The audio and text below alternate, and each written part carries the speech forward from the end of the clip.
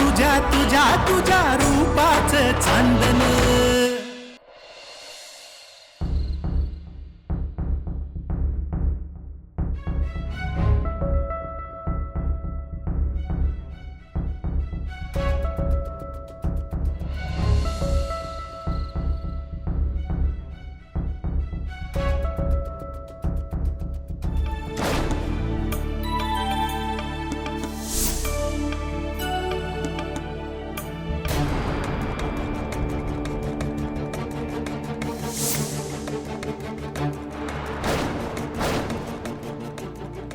तुम्ही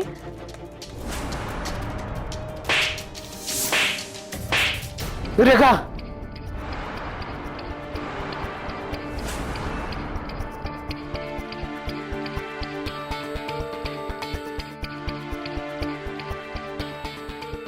ए तू इथं काय करते?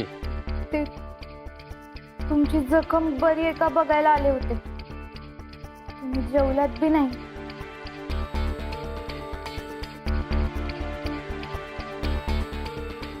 एक दिवस जेवलो नाही म्हणून मरत नाही. निघित ना. साहेब साहेब पण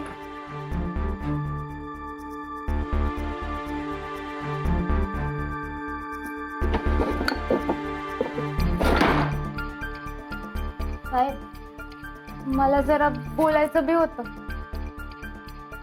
ते निवडणूक नाही जमायची हो मला.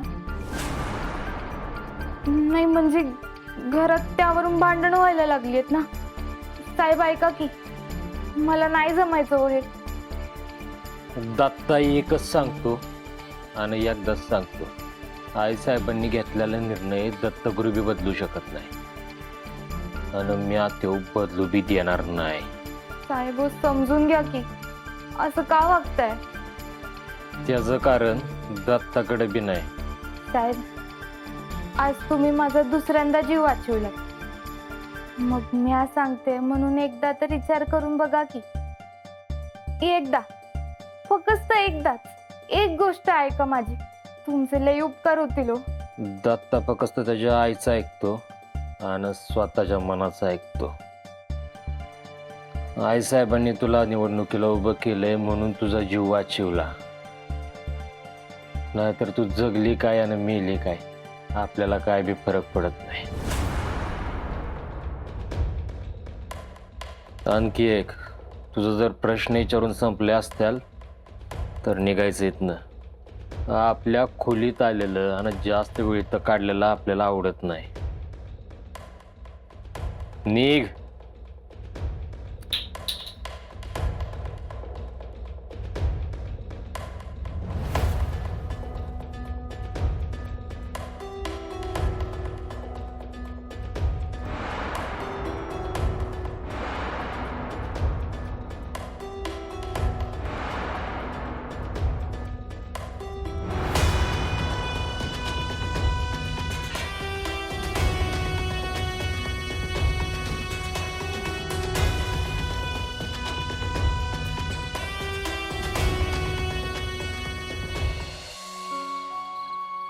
काय नक्षे बाहेर काय कराली? नक्षे, हे नक्षे, नक्षे काय झालं? हे अगं सांग की, कशा बाहेर रडते? बोल की. काय बोलला का? खोलीत गेली होती? अगं नक्षे, ह्यावेळी त्यांच्या खोलीत जायची काही गरज होती का? तुला माहिती ना त्यांना नाही आवडत. तू कशा पाय त्यांच्या खोलीत गेली? बघ ऐक, काय म्हणला? म्हटले आई साहेबांमुळे माझा जीव वाचवला, नाहीतर त्यांना काही फरक पण पडला नसता. शंकर दादा, हा, असं का बोलता तो दत्ता साहेब? दत्ता भाऊ तसाच आहे. तू जास्त बोलत नाही, पण जेव्हा कधी बोलल तेव्हा असा जणजणीत बोलतो की समोर त्याच्या काळजात रुतलं पाहिजे. अहो पण त्या तर त्यांच्याच तब्येतीची चौकशी करायला गेले होते. मी कुठं त्यांच्या मनात जागा मागितली. नाही मागितली ना म्हणा, मग कशाला एवढं मनात लावून घेतेस त्यांचं? आणि काय कर, काय चेहरा केलाय हा? डोळे पुसून घे घे. हा नक्षे, दत्ताभाऊ ना थोडे वेगळेच आहेत. त्यांना समजून घेणं लई अवघड आहे. अगं लहानपणापासून त्यांच्या बरोबर राहतोय, पण कधी कधी माझ्या बी ध्यानात येत नाही त्यांना काय म्हणायचंय. पण खरं सांगू नक्षे, दत्ताभाऊ वेगळे जरी असले तरी जीव लावणारे आहे. हे असं जनावरासारखं कोणी जीव लावतं का? अगं प्रत्येकाची भावना व्यक्त करण्याची पद्धत वेगळी असते. एकदा का तू त्यांचं मन वळखायला लागली की त्यांचं खरं रूप समजायला अवघड जाणार नाही. पण मला त्यांना समजून घ्यायची गरजच नाहीये. मला कुठे त्यांच्या प्रेमात पडायचंय? पडू बी नगस, अजिबात त्या वाटेला जाऊ नगस. आणि त्यांना तुझ्या खऱ्या आयुष्याबद्दल कळलं ना तर दत्ताभाऊ तुला जिद्दाच गाडेल आणि तुझ्या संग मला बी गाडेल. त्यापेक्षा त्या भानगडीतच पडू नगस. मला बी नाही पडायचंय ह्याच्यात. पण अहो इतकंच वाटतं की समोरचा माणूस जेव्हा प्रेमानं विचारतोय तर आपण पण तसंच वागायचं ना. अगं दत्ताभाऊ त्यांचे नियम संस्था ठरवतात. पार ब्रह्मदेव जरी आला तरी त्याचं ऐकणार नाही. त्याच्या संग सुद्धा असंच वागणार. दत्ताभाऊ म्हणजे निसर्गानं बनवलेलं अजबच रसायन आहे. जेवढं बोलू तेवढं कमीच आहे. बरं ते राहू दे. नक्षे, तू आता आज झोपायला जा. हा, एवढ्या रातच्याला बाहेर थांबणं बरं नाही. हा, झोपायला जा. हा, आराम कर.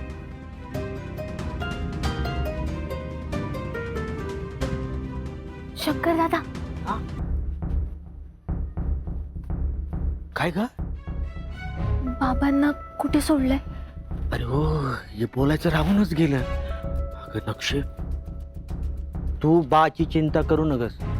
त्याला दिलं इकडून पाठवून. जग इकडचं तिकडे झालं तरी तू परत येणार नाही.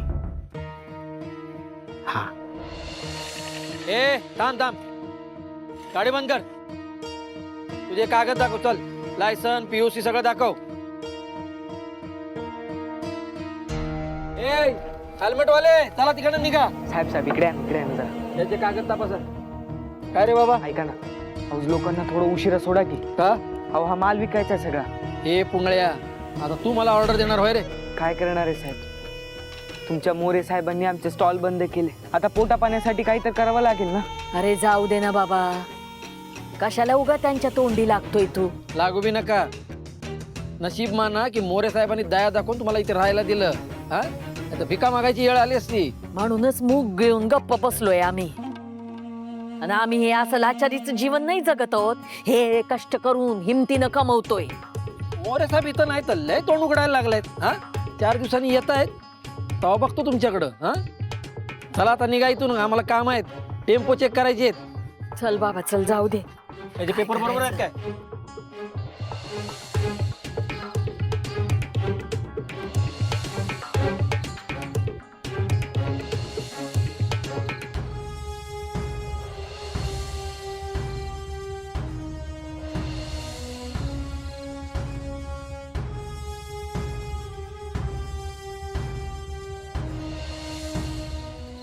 तुला लय घाई लागले. हा, काय घेऊन चाललाय ते दाखव. चल.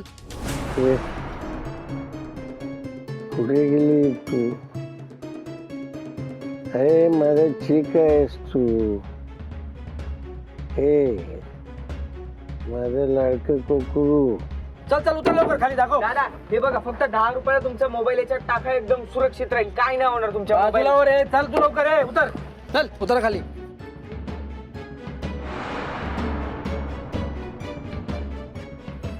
अरे कोण आहे हा? साहेब बेळगावला सोडायचं हो त्यांना. ए उठे, चल उठ. हे गोळे गोळे, काय झोपलोय दिसत नाही का रे? ए पेताड, पेटाळ कोणाला बोलतो? पेटाळ पेटाळ कोणाला बोलतो रे तू? ए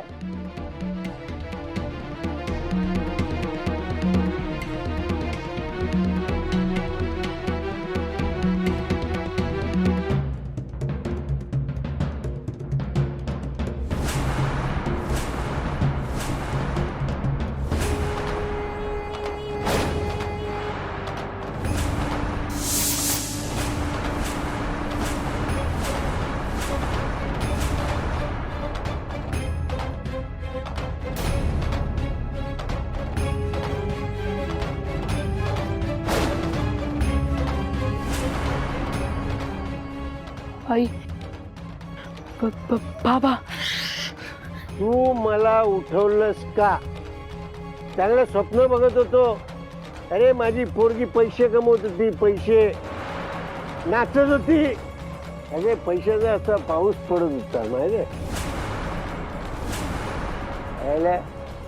त्याला भुसकाट करून टाकलास. तुझी पोरगी का हिरोईन आहे का? हिरोईन हिरोईन पेक्षा भारी आहे ती माहितीये काय? काय काय नाव काय तिचं? ए नावात काय बघितलं ना तर डोळे पांढरे होतील तुझे. अशी अशी मस्त नाचते माहिती. नाचायला लागली ना की पैशाचा पाऊस पडतो खाली. हा कशी नाचते दाखव. मी दाखवू?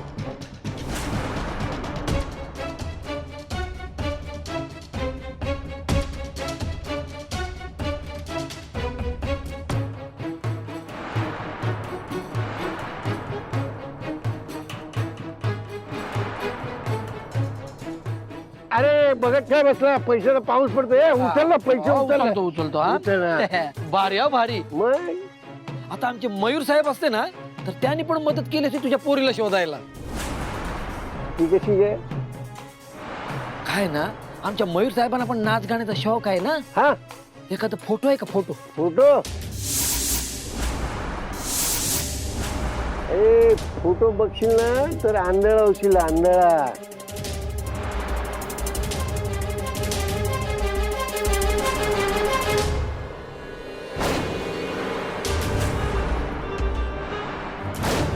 भिकूनी जर तो फोटो बघितला तर गडबड होईल. काय करायचं मला बी कळ ना बाबा.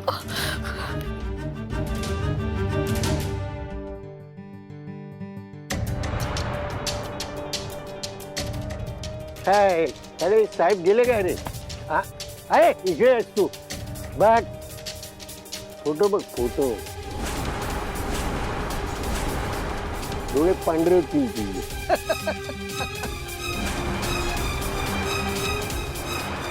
काय फोटो दिले का? मला दिसतोय फोटो, तुला कसं नाही दिसत? अरे बघ तूच जरा, कागद पांढरा आहे. पांढरा राहिला. फोटो उलटा धरला काय? थांब सरळ दाखवतो तुला.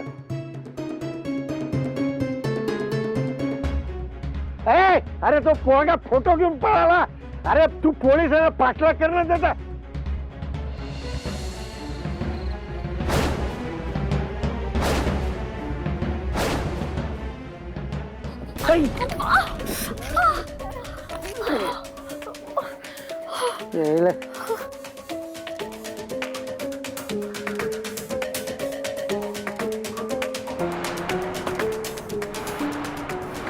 ही बाई हिला कुठेतरी पाहिल्यासारखं वाटतंय. ही भारती नाही ती भारती, ती तर कशाला येते मरायला.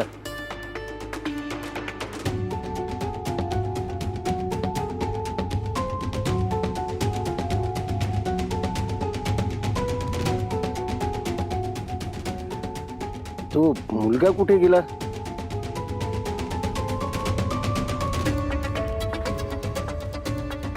आई आई अक्षा अक्षा बाबा तो गेला का नाही माहित नाही, पण बरं झालं बाबा तू फोटो पळवला. कुठे फोटो दाखव दाखव. आपल्याकडे आहे तसाच आहे. अक्षा आपल्याला खूप सावध राहायला पाहिजे बरं का. नराधमी तर गावापर्यंत येऊन पोहोचलाय. तो इथं असेपर्यंत आपण त्याच्या समोर येता कामा नये. तर तो नक्षेपर्यंत पण पोहोचायला कमी करणार नाही. अक्षा आपल्यापर्यंत तो पोहोचला तरी चालेल, पण नक्षेपर्यंत पोहोचता कामा नये. दारूपायी त्यानं वाट लावली तुमच्या घराची. लई वाईट आहे दारू प्रकरण. बाबांनी ओळखलं नाही ना मला? काही विचारलं नाही ना माझ्याबद्दल? छे, तो कुठला विचारतोय? तो नुसता रडत बसला होता तुमच्या समजांचे फोटो बघत. माझी पोरगी मला सोडून गेली हो. मग घरच्यांनी पण मला वाऱ्यावर टाकलं. अहो पाहुणं, इथं बसून डोळं गाळण्यापेक्षा हुडका की त्यांना. अहो कुठं कुठं नाही शोधलं तिला, पण कुठंच पत्ता नाही लागला. माझी पोरगी मला परत कोणीतरी आणून द्या बस. अरे तू कशा पायी इथं आलता? कोणी सांगितलं का ती इथं आहे ती? मी ते कराडला आलो होतो ना. माझे काका राहतात तिथे. हा. मला त्यांनी पण हाकलून दिलं. मला दारूसाठी पैसे शिल्लक नाही राहिले ना. मग असंच हुडकत असं इथून इकडे आलो. कसला बाप आहे तुल्या का? बायका पोरांना हुडकायचं सोडून दारूच्या मागं लागलास वय? ओ पाहुणं, सोडा त्या दारूच्या मागं नका लागू. सोडेन, पण आधी मला माझी पोरगी परत आणून द्या, मग सोडेन. हा. मगापासून बघायलोय बायको पोरापेक्षा पोरीचीच लय काळजी पडले. अरे तू माझ्या पोरीला बघितली नाहीस. ही पोरगी म्हणजे माझ्यासाठी एक कोळा चेक आहे, चेक. त्याच्यावर मी हवी तेवढी रक्कम लिहू शकतो, माहितीये काय तुला? म्हणजे अरे माझी पोरगी मला बक्कळ पैसे मिळवून देणार होती.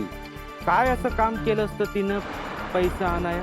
तिच्यासाठी मला कोणीही कितीही पैसे देऊ शकतो, इतकी देखणी आहे ती. ती मगाशी पोरगी होती ना, तिचे डोळे डिट्टो माझ्या मुलीसारखे आहे.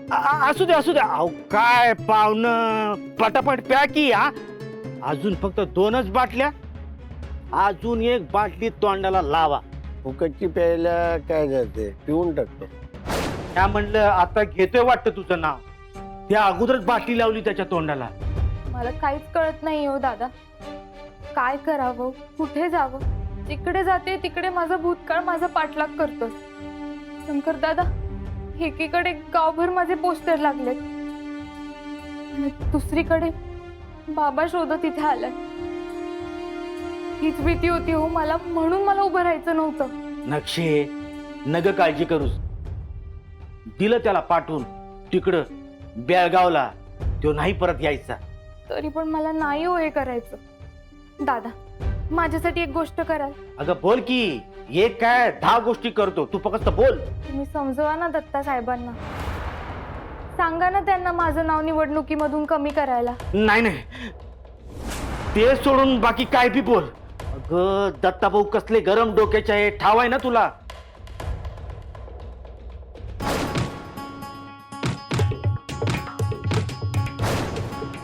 माहितीये, माणुसकीपेक्षा जनावर जास्त लवकर जागा होतो त्यांच्यातला. अगं नक्षे, अशी लेबलं नग लावूस ग.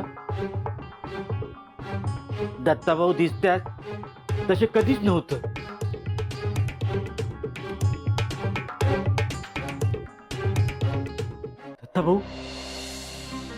दत्ताभाऊ वेगळे होते. समद गाव त्यांच्या प्रेमात होत. राज्याला बी कोणी मदत मागितली ना तरी धावून जायचे. मी माझ्या डोळ्यांनी पाहिलंय. दहशत होती दत्ताभाऊंची, पण लोक आदराने त्यांच्या समोर झुकायचे. दादागिरी पण करायचे, पण माणुसकी पण तेवढीच दाखवायचे. म्हणजे समोरच्याला एक वेळ मारतील, पण नंतर स्वतःच्या हातानं त्याच्या जखमेवर मलमपट्टी करतील. ठेवून चांदीची चमक तशी उतरते ना, तशी दत्ताभाऊची चमक उतरली. आता पार तळ गाठलं त्याच्या माणुसकीनं. त्या फोटो मधल्या मुलीमुळे झालं का?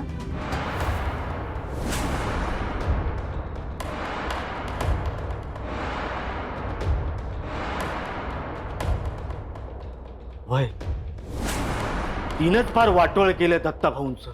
तिच्यामुळेच दत्ताभाऊंची गाडी वेगळ्या दिशेला धावू लागली. पण मग कुणीच त्यांना समजवायचा, त्यातून बाहेर काढायचा प्रयत्न नाही केला का? कोण करणार? इथं समद स्वतःची चपाती भाजून घ्यायच्या मागं लागले. दत्ताभाऊंची अवस्था बघितली ना की डोळं असं भरतात. ते काय खातात, काय पितात, कुठं जातात कुणाला बी काहीच पडलेली नाही. म्हणून म्हटलं मी जमल तितका येळ त्यांच्या संग असतो, सावलीप्रमाणे. त्यांना एकट्याला सोडवत नाही. ते कसं जगतायत माझं मलाच माहित. परत कधी माझा जुना दत्ताभाऊ बघायला भेटल त्याचीच वाट बघतोय.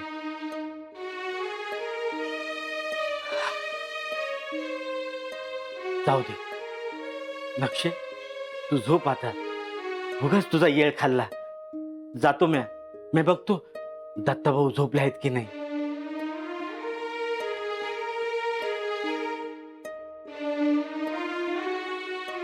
दत्ता साहेब पूर्वी खरंच इतके चांगले होते का? काय झालं असेल असं ज्यामुळे एकदम जनावरासारखा त्यांच्यातला राक्षस बाहेर आलाय?